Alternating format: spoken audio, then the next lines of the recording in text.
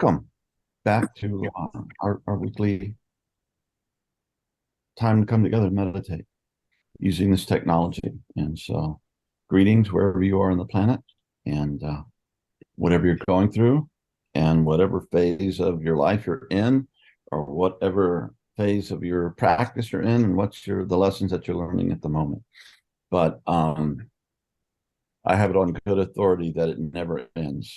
Practice, so get used to it. We can fall asleep and become unconscious about what we're here to do, but eventually it comes back around and we have to do it. And obviously, well, not obviously, the practice is not just sitting meditation or other specific spiritual practices, in our case, our interior practices, but it's the whole day, all the time, and while you're doing it and while you're living, and the whole deal. And sometimes it's so easy to forget and just get caught up in the highly complex world that we live in.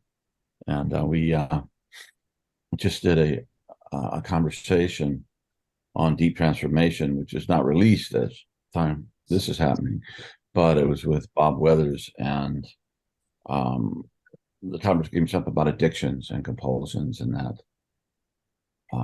so many of our technologies are specifically designed to increase good feeling, desirable, compulsive, addictive brain chemicals, and that's what they're designed for.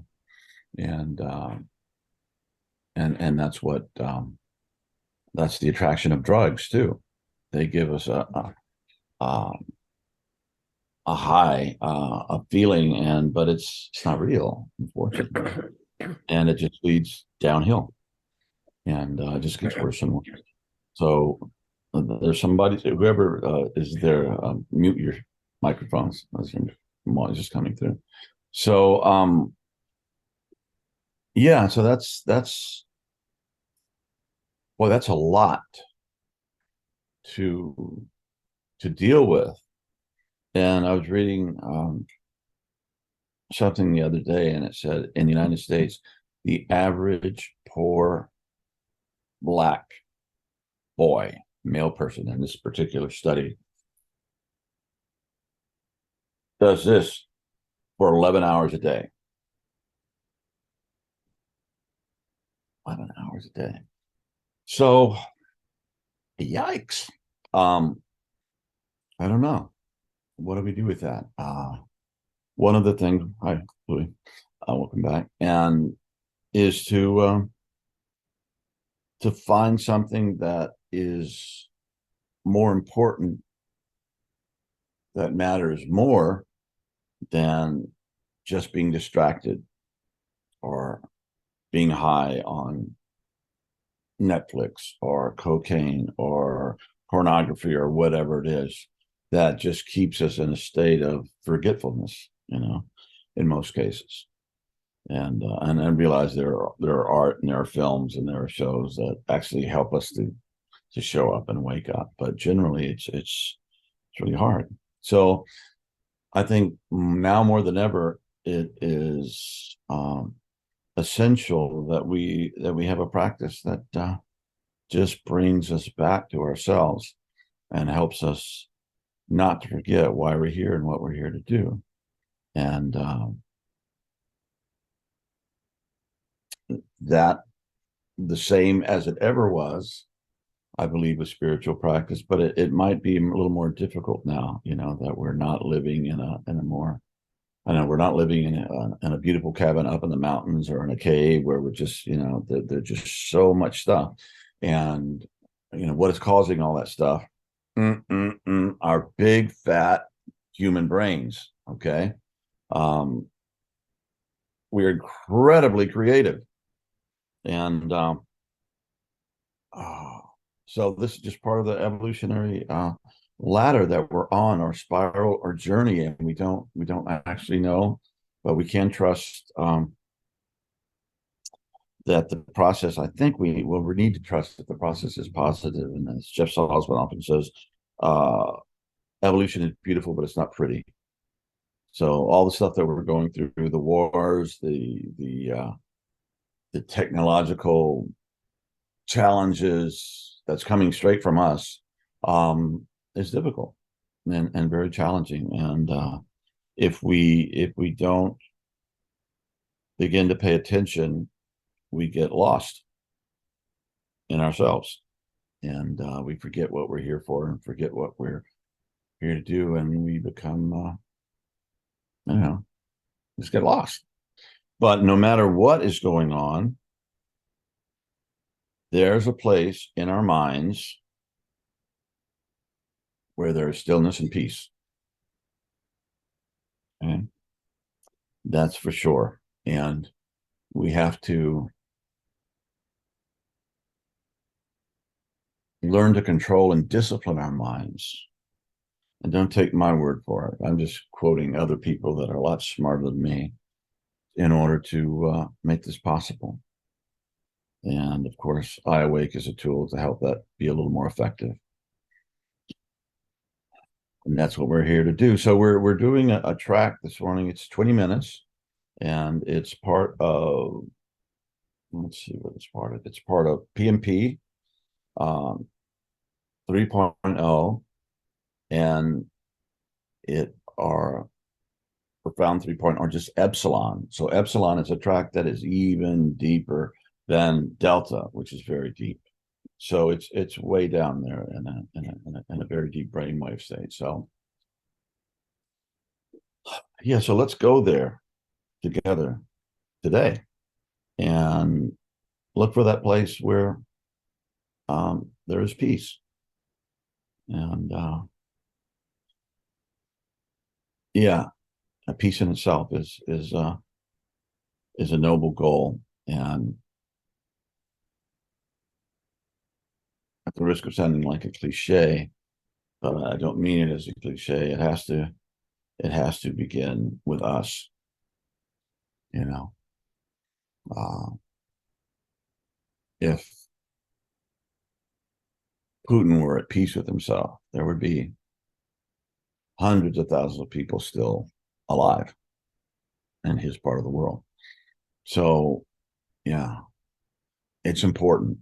And I believe that the work that we do on ourselves also reflects and creates a field in which it influences our collective. And we are individuals, and we are all one thing too, and both at the same time. So anyway, so let's go in and just try to discipline our minds and just not just go off, and just try to be here, present in the stillness, and just know that in that stillness is a place where our minds can heal, where our selves can heal, where our spirits can heal, where our souls can be renewed, and where that can overflow in us into the collective unconscious and consciousness, so that we remember what we're doing here, and we remember why we practice, and we remember what this is all about. So without further conversation, I will, well, let's get started.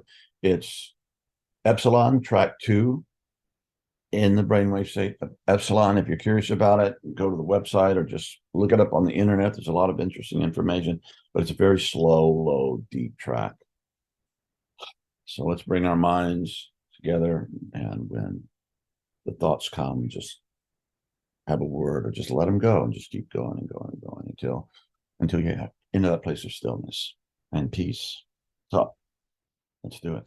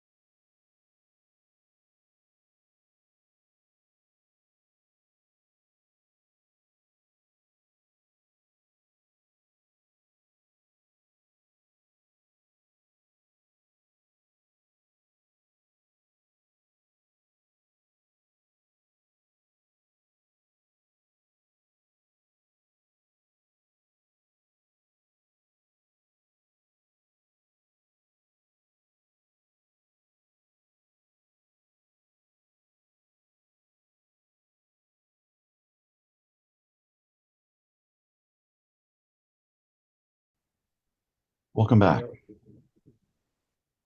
And well, I'll just have to be completely honest. I'm going through a tremendous amount of pain right now in my heart. And I know from experience in my practice and being me and talking about this, that when it gets this heavy, I just say it's holy. It's just uh, there's something that I have to be present with. And what I've learned to do in these situations, I just go, thank you, teacher. I try to stay completely present with it. And when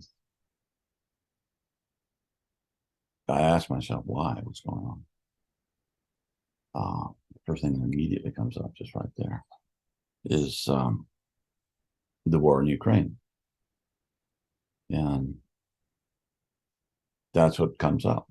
So yeah, I'm feeling a lot of, I think that's what the pain is about. That's what myself tells me what it is. And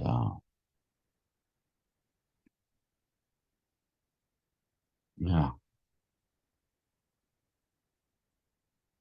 and we are not always called just to dance in the light. Sometimes we have to go through the dark before we get to the light. And so um, things are moving fast over there. Things seem to be unraveling for Putin and his cronies there. And let us pray that this ends quickly and in a way that our Ukrainian brothers and sisters can have their land, can live in peace. And yeah. Anyway, if you're a prayer, say some prayers um, for the people, and they're dying over there, and also the young Russians that are being thrown into this thing. Uh, they have no idea what they're doing or why they're doing it. It's driving them crazy in some cases. It's a tremendous amount of suffering. So, yeah, that's where I am. And you have some few prayers in my way, and I know there's something that something's going to come through this, but that's where I am at the moment. So, anyway, God bless you and thank you for being here with us all today, and it's much appreciated. Love you.